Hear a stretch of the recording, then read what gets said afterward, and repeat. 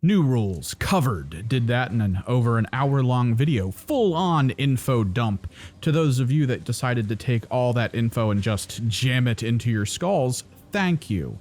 But that didn't cover the most important part of Kill Team, the full flow of the game. Historically, this was split between many functions: matched play, open play, spec ops, little shifts and changes here and there. A lot of that has been carved away. A good and bad thing. Good for focusing on a singular direction of balance. Bad for those seeking a wide array of possibilities with their gameplay. In this new setup, there are some options between co-op and solo play. Operations, which seem to interact a bit with special missions from boxed releases, as well as a released mission on the Warcom page currently. And then, for all you competitive-focused people out there, approved ops.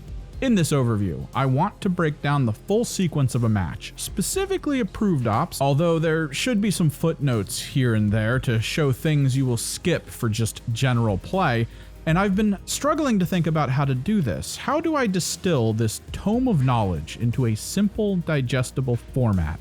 And then it hit me. The very thing I love about Underworlds is, well as most of the Age of Sigmar rules. The first thing I noticed that was slightly added to Kill Team with this new edition: flowcharts.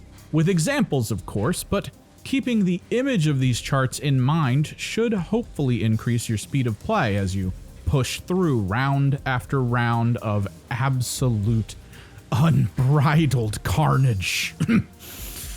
All that being said, if you're new to the channel and have interest in tabletop games, maybe tap that subscribe button. Interact with the thumbs as well if they appeal to you, and just to let you know, we have a community Discord. Regale us with your stories, show off your beloved projects, or just hang out in the shadows, watching, waiting for notifications for the next video or stream going up. We'll be happy to have you. So, let's take a look at the truly beautiful simplicity of a game of Kill Team.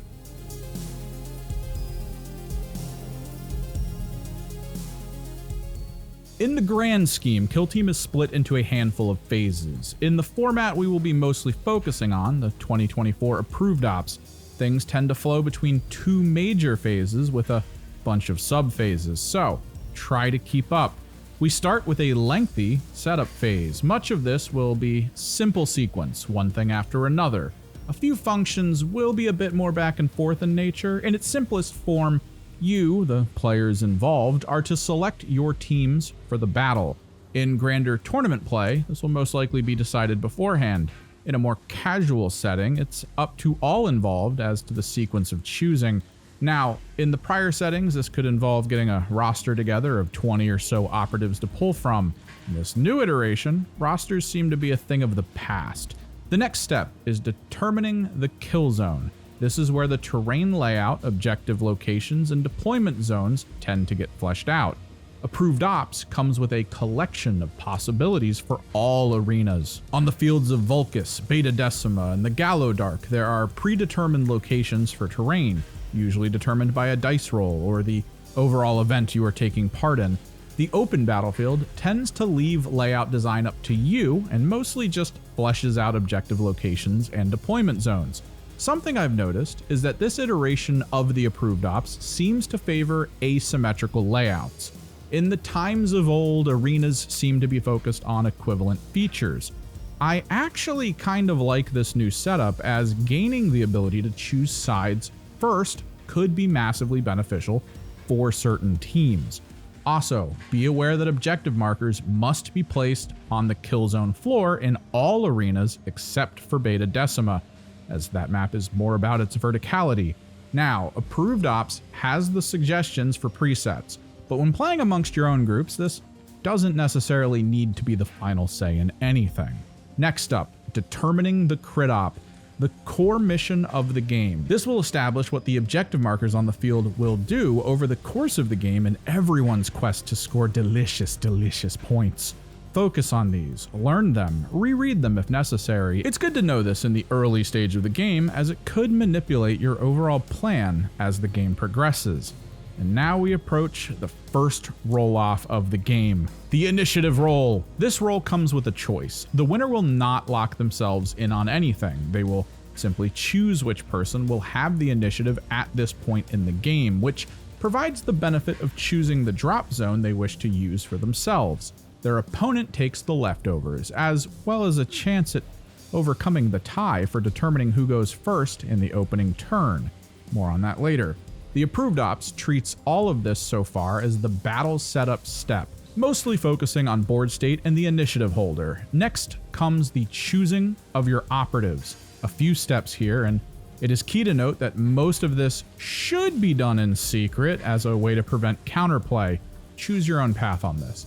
Either writing down the roster or even the extreme of using a vision blocking screen for the uber nerds among you. Either way, choose the units you will field. As stated, rosters are currently dead and buried. They are replaced by a free-form system of simply choosing from everything available to your team to establish your on-field presence. And with a simultaneous reveal, we move forward to yet another secret step. Select your equipment. Approved Ops sets the baseline for this at 4. Other modes of play seem to have a similar concept, but in casual, narrative ideas can change this for more interesting outcomes. Consider in this moment that you have much of the information already: the state of the board, the required mission you will undertake, your opponent's team, and what they are capable of.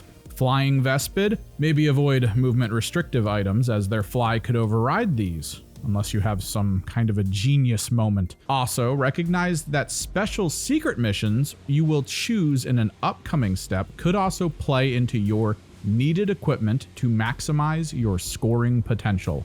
Even though you haven't selected the mission yet, it's good to start planning now. Simultaneous reveal here. Items that are to be set up on the kill zone will be held for a later moment in the starting phase. At this point, both teams will generate 2 command points. Again, this is based on the approved ops limit, and the more basic operations seem to follow in suit. A third and final secret segment of this particular opening phase: selecting attack op. A single mission card that is based around the team's archetypes limits as shown in their team composition page. Infiltration, recon, security, seek and destroy. Teams can have a blend of possibilities. Some even have access to all of them. These missions are very exclusive to approved ops. Operations won't really have these. TAC ops are a lot less bloated in this run, which is fine, as this mission will potentially score far more points than the prior 2 per of old. Off-field concepts gathered, we start migrating to the kill zone in the next step. 2 simple actions here. You start by placing on-field equipment you have access to. These can be from the universal equipment, or maybe from other possibilities. Either way, the initiative holder begins by placing a single item on the field. Emphasis on item. After choosing 2 times barricades, you will be setting each up individually, allowing your opponent to choose and position one of their items for their side of the kill zone in between these placements. With all items on the field giving you full knowledge of what you are facing down, the player with initiative begins placing their units into the kill zone. This is done in a series of thirds. Each player will have to set up a total amount of operatives equal to a third of their team, rounding up, on the field in a back and forth manner. These units must be within the team's defined deployment zone, barring any special rules. The rounding up part of that statement simply means that in a situation like having a 10-unit team, the largest of the 3 possible squads must be set up first. That is to say, the 10-unit Vespid must set up 4 as their first drop before moving on to the 2 squads of 3 operatives they will have left. You do not need to predetermine each selection of units. You simply have to place the total number of operatives down before allowing your opponent to do the same. Approved ops and basic operations also sets the standard that all these units will be set up in conceal, barring any special rules. And remember, it's a new edition of Kill Team. Turn 1 won't prevent changing orders. 1 more phase and setup will be complete. So we make a return to the classic scouting step and the biggest and final secret step of the setting up phase. Each player secretly chooses a pre-game scouting option. Currently, these consist of 3 things: equip, which would allow you to take another equipment option before the game begins beyond what you already have revealed; Ploy, which allows you to use a single strategy phase ploy for free in the opening strategy phase. Or Reposition, which allows a single operative to perform a reposition action before the game begins, with the limit of not being able to end the move more than 3 inches from the deployment zone. All of these options are extremely useful in the new setup, and they all pretty much trigger as soon as revealed, except for Ploy. Those benefits will come later. Equipment, both universal and team-based, can be game-changing in nature. Being able to take 5 total is certainly a valid option for most teams, even the Hearthkin Salvagers, who have the ability when taking the Lugger to gain yet another equipment slot. I feel like Ploy would be a little more situational, but certainly in the hands of teams that can use a single strat ploy to move many characters before the round starts, or maybe have better defensive or mobility options during the entire first round. It's a good way to save those command points to drop a major bomb later in the game. And Reposition is, as always, a solid classic pregame maneuver. Not necessarily as strong as the old dash with fly, but the full move distance should make up for the lack of the mobility enhancement. These 3 options create a rock, paper, scissors metric for choosing who goes first. A little bit of a mind game can be played here. Over time, it might be shown that certain teams will pick certain scouting options at a higher percentage. If you don't necessarily feel like your choice will clinch you the victory, maybe aiming to counterpick your opponent could be a good option. Either way, equip beats ploy, ploy beats reposition, reposition beats equip. Simple as that. And at this moment, you have made it through the checklist for pre-game setup. Units are on the field, equipment is laid out, mission objectives revealed, secret side missions set, at least one of them. A game of Approved Ops 2024 is primed to be played. Now, when it comes to other modes of play, only a couple things are left out in the description of the process. In particular, rather than choosing the map from the Approved Ops selection, you can mostly just set up on your own with a few suggestions for Gallodark. The crit op mission options are a bit more limited, and without the scoring cards from Approved Ops, first turn initiative is determined entirely by a roll. You will also not be looking to add the 2 extra bonus point missions that Approved Ops brings. Neither TAC Ops, which we went over, nor the secret primary op, which we will see in the opening strategy phase of the game. You'll still have most everything else. The 2 command points, 4 equipment options, of course, unless for some narrative reason the mission claims you'd have less or more. You don't need to get locked in too much with the starting requirements for casual play. But with teams at the ready, let's dive into the next major section. We'll split into 2 parts.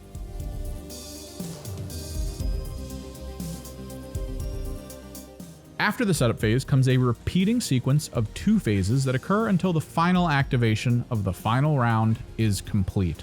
Starting with the strategy phase.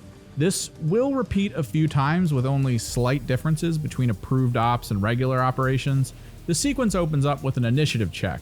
This has already been determined by the scouting phase choices for Approved Ops, but in operations, another dice roll will be made here at the first turning point. For all subsequent turning points, Approved Ops and otherwise, dice rolls will continue to be made in this step to determine initiative. Remember that in this moment, if initiatives are tied, the winner will be set as the player who didn't have initiative in the prior round. And as we just went over, for the first turning point, if the scouting options are tied, the player that wasn't set as having initiative in the setup phase will be the winner here. In either case, this is a decision that can be made. Winning this moment does not lock you in as the person who must take first priority in any of the upcoming steps. Maybe you'd like to see your opponent move some operatives first, or maybe you'd like them to start churning through their strategic ploys and gambits to see what you can do. Being first doesn't always provide solid benefits. You'll have to weigh those accordingly. And remember here that during times of simultaneous actions, such as rerolls, the player with initiative tends to have to choose what to do first during the round. For the sake of example, we will claim in this first turning point sequence that the Aquilans are chosen as the initiative holder for the round. The next step will be to generate command points. Turning point 1 will provide both teams in this moment with a single point on top of whatever was generated by the mission. so 3 for both teams total in approved ops. However, for Turning Point 2 and beyond, the player with initiative will generate 1 command point, and the player who's going second will generate 2. The cost of having round priority after the first stage, which does play into the idea of choosing who has initiative by winning the dice roll. Maybe with no clear opening play for your opponent, you could provide them the first activation to gain such a benefit in Turning Point 2 and beyond. All operatives will also be set to ready here. This doesn't matter as much in Turning Point 1 as they all should be marked as ready, but in a formal sense, this would be the key moment where this happens, usually signified by flipping the order token to whichever side is deemed the ready facing.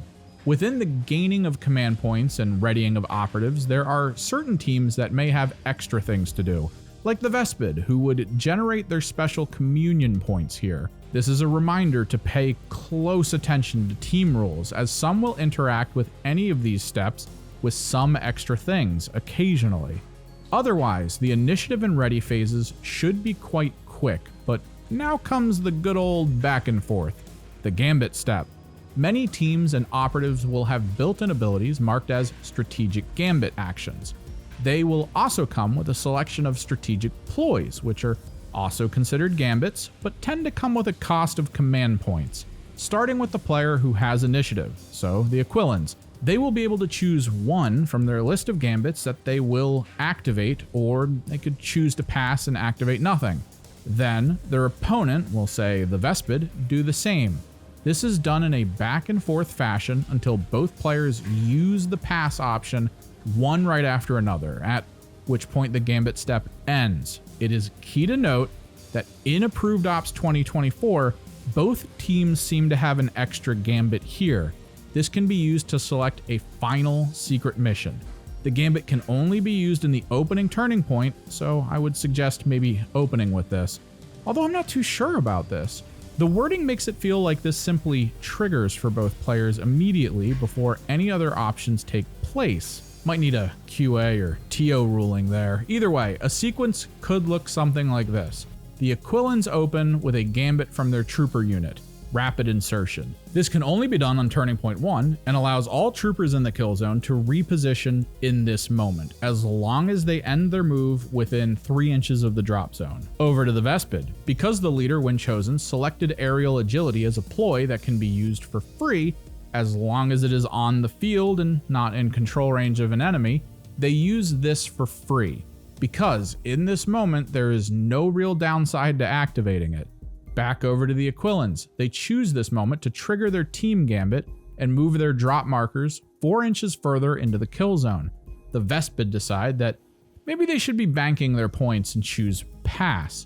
For the sake of the example, maybe the Aquilans take advantage of the early game clustering of units and use Eye Above to mark many Vespid for specific benefits they might need during the round. The Vespid could now think, oh, we should maybe counter that with something we have. But in this instance, we'll consider them unfazed. They pass again. The Aquilans decide to hold on to what they have and pass as well. Both teams passing in such a sequence ends the gambit phase, thus ending the strategy phase. This will loop back around again and will be played out in pretty much the same fashion, rolling for initiative, generating command points with a slight alteration as stated, readying operatives, and then playing the gambit step. 4 of these in total for a common game of Kill Team, and they are always followed up by the true core of the game, the Firefight Phase.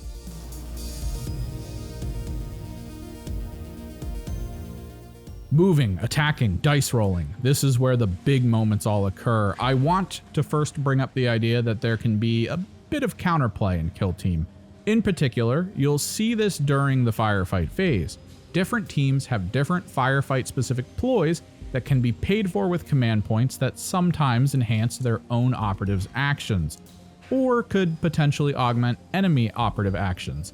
There are also abilities built into the operatives on field that can do the same. It may be exciting to run through a series of actions from front to back as quickly as possible, but try and ensure that small gaps of time are sprinkled into actions taken to allow for your opponent to decide to use these key abilities or ploys, at least before you push through to any other actions.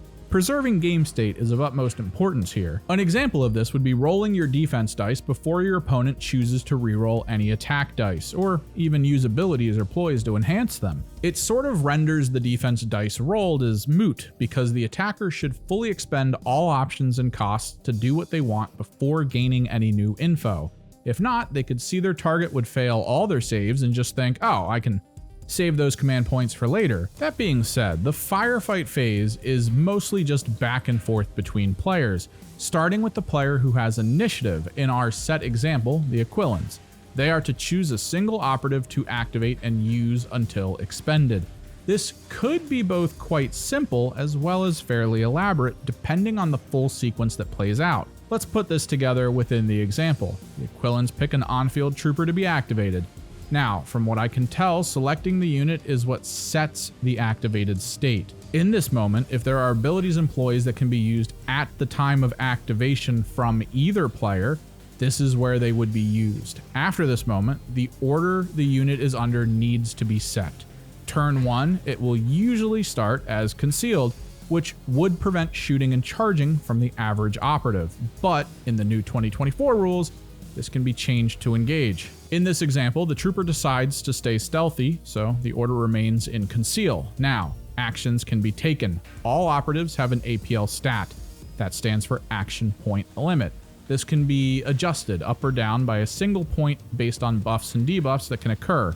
But in this instance with the Aquilan trooper, a total of 2 action points can be used over the course of the activation. In the old rules, the points would be generated and spent. But in the 2024 setup, it's more like the action gives a point to the operative and the APL is the total amount of points the operative can receive.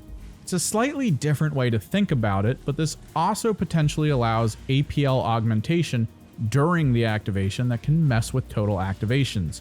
There aren't a lot of things in the game right now that take advantage of this, but a quick example would occur in the Gallow Dark. A Wormblade Neophyte with a Weber is sitting in the guard state. A freshly activated 2 APL Vet Guard moves within range of the Weber. Guard triggers and the Neophyte attacks, retaining at least 1 crit. Regardless of defense dice or damage done, the 2 APL Vet Guard is now 1 APL until the end of its next activation. This should prevent any further actions from being taken during this current activation, as the unit has already taken on an action point from move, and only has a limit of 1 total action point it can take now. And this would persist even into the next turning point, based on the debuff wording. So, back to the trooper. There are a plethora of actions to pull from here, and we go into a few of them with more depth in another video. Maybe check it out if you want.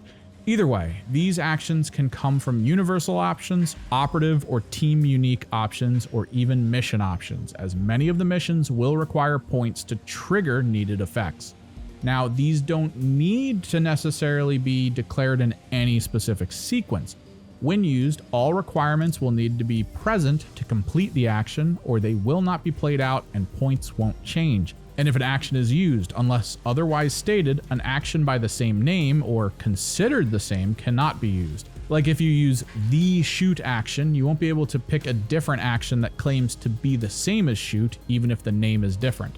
Something interesting here is the distinct lack of a pass action. In the prior rules, if an operative wants to end its activation, you would use the pass action until all points were expended. Now, it appears you can simply claim the operative is expended. At least that is what it seems to be. This could have an odd consequence. Back in the Gallow Dark, the guard action allows an operative to interrupt an enemy activation after an action is taken. Arguably near the end of a round, the opposing player could declare a unit to be activated and immediately expended, and no guard attack could occur, if this were true. This might be the case, as there seems to be nothing that requires an operative to need to fill its action points limit before being expended. So let's just say this Aquilan trooper moves and dashes to get to a better spot. That's the most it can do with 2 APL. Expended. Now, as long as nothing else intervenes here, the opposing team of Vespid in this example gets to go through everything we just went over. Pick a unit to be activated, choose the order, perform actions, declare it to be expended. back and forth like this until there are no more operatives. Make sure to keep track of any scored points during these activations. It helps when finishing out the game and tallying up everything. There is one possible offshoot from this normal sequence though. Let's say the last Aquilon completed its activation. There are no more left, but there are still a handful of Vespid left to go. This is where Counteract comes into play. So, Aquilon expended, Vespid activated, used, and expended. In this moment, before the next Vespid activates, the Aquilon player can look through their on-field units. Any that have an engage order who haven't already been used to perform a counteract, this turning point can do this if the player wants. This is not a forced interaction. If an in-engage Aquilon operative is chosen to perform a counteract, it can use one single point action for free. As this is not done during the unit's activation, there are some oddities that will occur. Let's say this precursor during its activation had already moved. The usual one use of an action per activation doesn't really apply here, as the precursor isn't activated in the normal way during counteract. It's still considered expended. This is an out of sequence action, and counteract isn't limited to just universal actions. Mission actions or operative specific actions can be used here.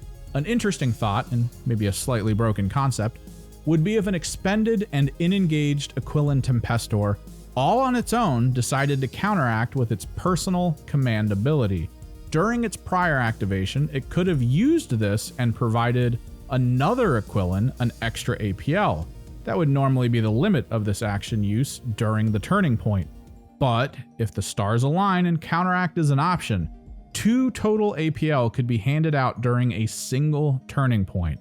And those things are fairly precious. There is a counteract restriction, however. Any action that involves movement of any kind will not allow the operative to move more than 2 inches in total.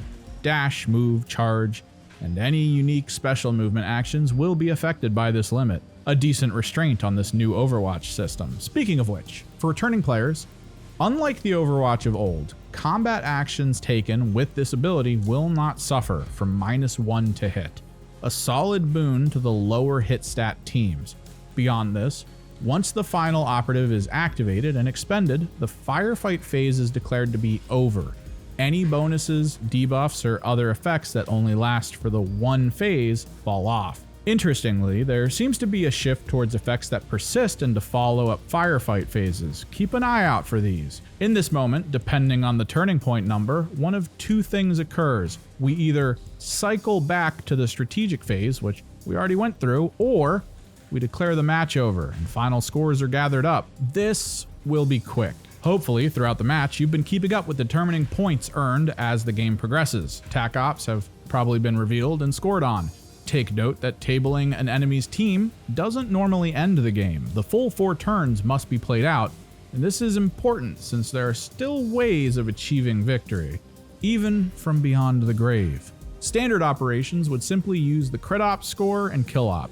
The 2024 approved ops add the TAC op into the mix, but also a single secret card called the primary op that is selected in the opening gambit phase.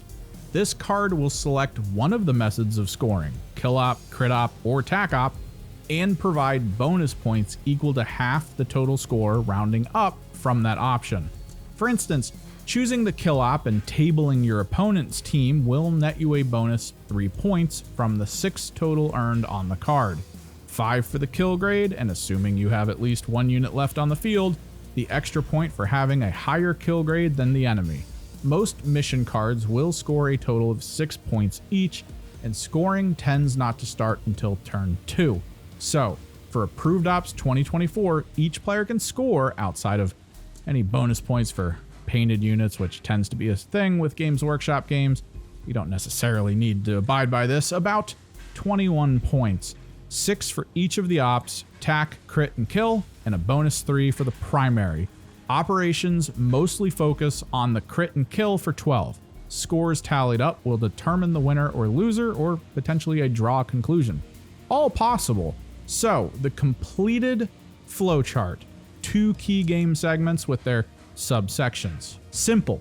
Clean. It hides the depth of the game a bit, but I feel the approachable nature might alleviate some fears new players could have. Hopefully it helps though. Did you find anything interesting in the change of the flow of the previous game to now? Or maybe you ended up really liking an adjustment that was made from the prior systems? Or perhaps something still confuses you? Let us know in the comments below.